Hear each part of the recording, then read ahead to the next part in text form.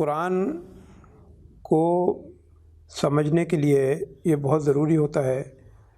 کہ آپ صرف اگر لفظی ترجمے سے سمجھیں گے نا تو بات نہیں بنے گی، کیونکہ قرآن کی ہر آیت، ہر سورت، ہر آیت جو ہے کسی موقع پہ کسی سچویشن کو ایڈریس کرتے ہوئے نازل ہوئی ہے۔ جب تک آپ کو اس کا کانٹیکس نہیں پتہ ہوگا کہ کس کانٹیکس میں، کس سچویشن میں یہ قرآن کی جو صورت یا آیت نازل ہوئی ہے، آپ کو اس کو سمجھنا ذرا مشکل ہوگا، ٹھیک ہے۔ اور ایک کیا ہے قرآن میں کہ آپ ایک آیت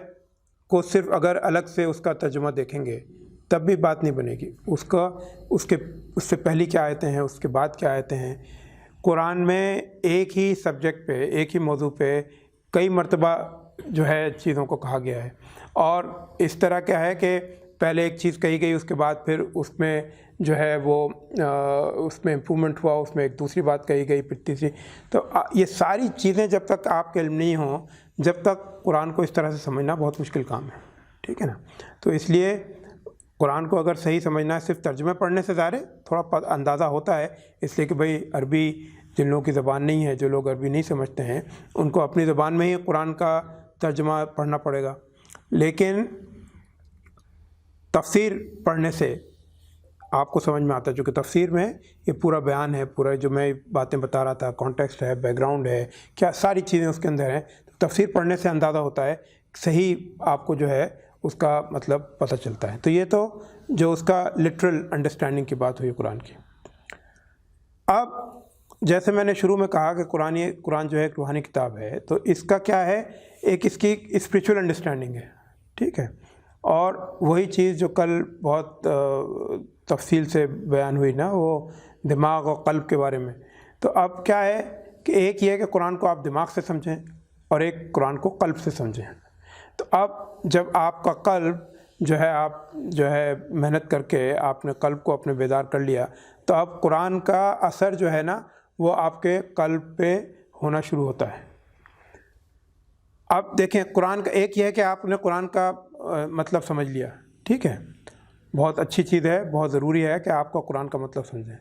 اس سے زیادہ ضروری کیا چیز ہے کہ اس کے اوپر عمل ہو۔ آپ نے مطلب تو سمجھ لیا لیکن اس کے اوپر عمل نہیں کر رہے تو پھر کیا فائدہ۔ تو اب یہ ہے کہ یہ جو دوسرا معاملہ ہے کہ عمل کرنا، تو اب کیا ہے کہ آپ جو قرآن مراقبہ کر رہے ہیں، اس کو روحانی طریقے سے اپنے دل کے قلب کے ذریعے سے سمجھنے کی کوشش کر رہے ہیں، تو وہ اثر جو کیا ہے کہ یہ ساری جو آپ پریکٹسز کر رہے ہیں، سارے جو وظائف ہیں، ساری تعلیم ہے، اس کے ساتھ یہ بھی ہے، مل کے آپ کو کیا ہے کہ اندر سے ایک چینج، اندر سے ایک بدلاؤ ایسا آتا ہے کہ جس سے ساری چیزیں جو ہیں آپ قلب کے ذریعے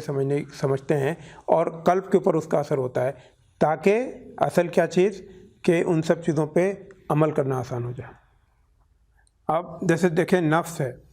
اب نفس کے بارے میں سب کو پتہ ہے کہ لیکن اب نفس کو کنٹرول کرنا، یہ بھی پتہ ہے کہ بھئی نفس کو ہم کو کنٹرول کرنا ہے، لیکن کیسے کیا جائے۔ اب جب آپ جو ہیں یہ وظائف کرتے ہیں، وظائف پڑھتے ہیں، تو اب کیا ہے کہ اس سے آپ کو یعنی سب سے پہلے تو کیا ہے کہ نفس کے بارے میں آپ کو سمجھ آنی شروع ہوتی ہے کہ بھئی نفس ہے کیا، اصل نفس جو ہے کس طرح سے آپ کو بہکاتا ہے، نفس کس طرح سے آپ کو ورغلاتا ہے۔ دوسروں کے نفس کے بارے میں آپ کو اندازہ ہوتا ہے کہ بھئی دوسرے جب آپ سے کچھ بات کر رہے ہیں، کچھ کہہ رہے ہیں، تو آپ کو اندازہ ہوتا ہے کہ دوسرا شخص جو ہے یہ جو ہے اپنے نفس کے زیر اثر جو ہے آپ سے اس طرح کی باتیں کر رہا ہے۔ تو یہ چیز اسی وجہ سے ممکن ہوتی ہے کہ آپ جو ہے سلسلے کی تعلیمات پہ عمل کر رہے ہیں، اس سے آپ کو یہ احساس ہوتا ہے، اور پھر جو ہے اس کے اوپر عمل کرنا جو ہے، یعنی اس کو کنٹرول کرنا جو ہے پھر آہستہ آہستہ آسان ہے، کیونکہ کیا ہے یہ اندر سے چیز ہو رہی ہے۔ ایک ہے کہ آپ باہر سے کوشش کریں کہ نہیں مجھے اپنے نفس کو کنٹرول کرنا ہے، نفس کو کنٹرول کرنا ہے، مشکل ہے۔ اندر سے اگر وہ تبدیلی آئے، اندر سے احساس ہو، اندر سے خود بخود چیزیں ہوں تو آسان ہوتی ہیں۔ تو جیسے قرآن کے بارے میں بات ہو رہی تھی، اسی طرح سے نفس ہے اور ساری چیزیں کہ بھئی یہ جو سلسلے کی تعلیمات ہیں، جو وظائف ہیں، اس سے اندر سے ایک تبدیلی آتی ہے، اندر سے ایک بدلاؤ ہوتا ہے، جس سے سب معاملہ آسان ہو جاتا ہے۔